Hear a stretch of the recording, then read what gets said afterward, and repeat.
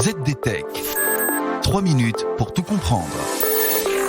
Bonjour à tous et bienvenue sur le ZDTech, le podcast quotidien de la rédaction de ZDNet. Je suis Pierre et aujourd'hui je vous invite à vous pencher avec moi sur la stratégie que comptent déployer les autorités pour mettre fin au démarchage abusif sur nos numéros de téléphone.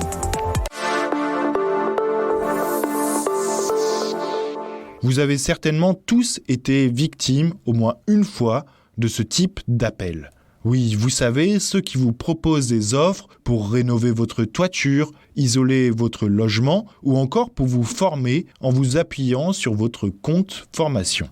Que vous ayez ou non une maison, que vous soyez actif ou retraité, ce type de démarchage téléphonique intempestif ne vous laisse certainement pas insensible. D'autant que le phénomène a tendance à s'aggraver et fait aujourd'hui figure de nuisance bien connue de tout un chacun. Alors que les autorités ont des difficultés à endiguer le phénomène, la parade la plus évidente pour nombre d'entre nous est de faire la sourde oreille au risque de passer à côté d'un appel important. Selon des chiffres livrés par l'INSEE en début d'année, 2% des possesseurs de téléphones portables indiquent ne jamais prendre un appel, tandis que 30% d'entre eux filtrent systématiquement leurs appels. La situation est encore pire sur nos téléphones fixes. Imaginez donc 17% des possesseurs d'un poste fixe indiquent ne jamais décrocher aux appels, tandis que 26% d'entre eux ne répondent que lorsqu'ils connaissent le numéro appelant. Pour mettre fin à cette situation intolérable à de nombreux points de vue,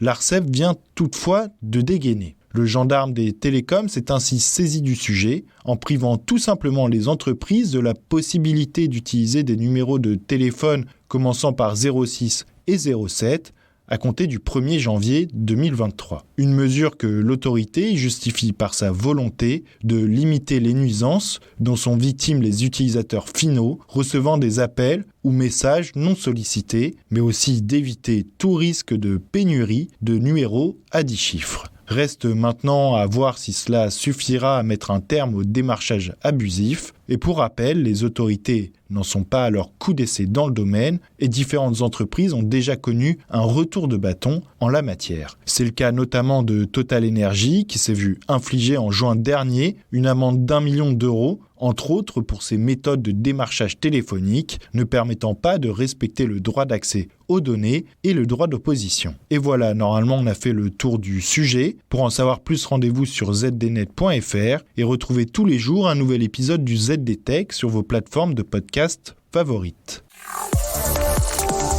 ZDTech. 3 minutes pour tout comprendre.